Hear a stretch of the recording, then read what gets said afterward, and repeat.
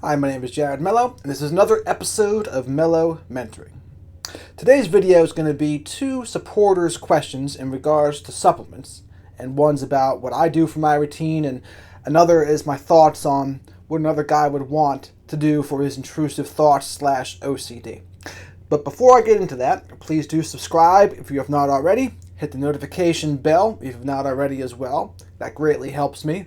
And if you guys have any other questions about supplement routines or relationship psychology or mental health kind of stuff, do not hesitate to reach out to me at my email address, mellomentoring@gmail.com, and I'll answer them anonymously on a video. I think it's a cool way to kind of learn what other people are going through, because chances are if you have a question, someone else probably has a very similar question too. So do not be bashful when it comes to asking questions. So the first question a guy asked me was, how do I keep track of all my supplements? And here's how I do it. So I have a backpack, right? And I go by counting. So there's 7 things I take twice a day. Like, I know it's like I take it in the morning and then 8 hours later. And then the 3 times a day stuff, like in the middle of the day, there's 5 of those, and I keep track of them. 3 I take at nighttime, I keep track of them. And there's 6 things I only take in the morning. And so I go by numbers, right? And it makes it easy for me to organize them all.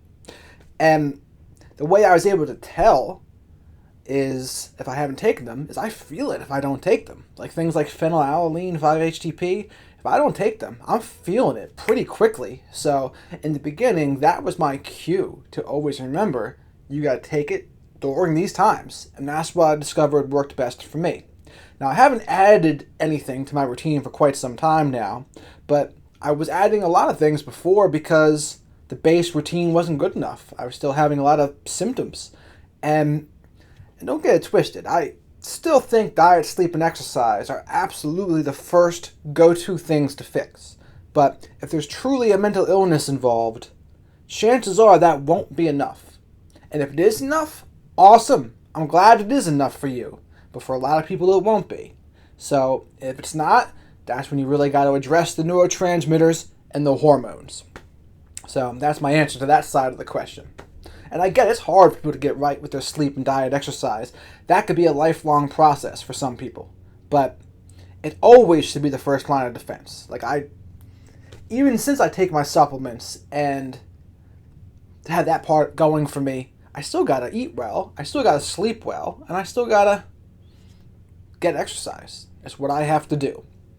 So the other guy was asking, he had a couple things he wanted to ask. He had mentioned that he's actually doing well with Moringa, which is another supplement I hadn't heard of, but it's called the drumstick tree. I looked it up, and he said he's had a lot of success with it, with his anxiety and his OCD, and a lot of his family members has as well. So if you guys are struggling out there with anxiety and OCD / intrusive thoughts, check out Moringa. There are people who are benefiting from it. And he wanted to know of 5-HTP, inositol, taurine, and ashwagandha, what would be the most helpful for OCD and intrusive thoughts.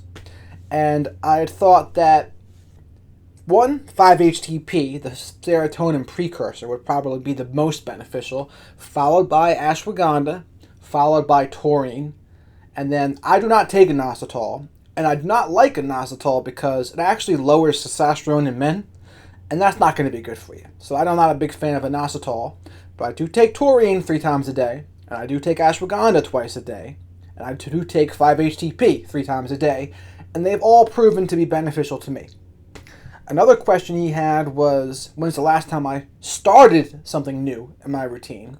And it's been a little while, honestly. I've had this base routine down for a little while now, and it's been working for me.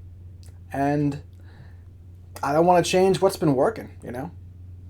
And then this guy's his doctor tells him he's bipolar, but he doesn't believe it. But if it turns out he is bipolar, he was wanting to know if lithium orotate would help him with that. And I said, yeah, it probably will. It probably would help him with that. And I'd say start taking it twice a day. Start from there. Lithium orotate is a mood stabilizer. That's what it does. And it helps. It helps a lot. And he's also really worked on this diet, this guy, and he said it's totally helped his depression working on his diet. And like I said before, I'll always say diet, sleep, exercise, that's the first step. Try to do those things properly first. See if you are still anxious, depressed, or getting suicidal idealizations. And if you're not, then awesome. You don't need to do too much else. And he said his diet had really helped him with his depression. And I absolutely think that can be the case for a lot of people. It can really help them. I don't think it'll help everyone, but regardless, it's always good to eat right. Whether it eliminates all of our symptoms or not, it's always good to eat right. So what else do you have to say? That's pretty much all he had to ask in that video. Like I said, I mentioned the 5-HTP would be another thing to add to help the intrusive thoughts.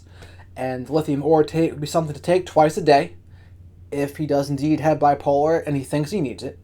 And so those were the answers to the 2 emails I received.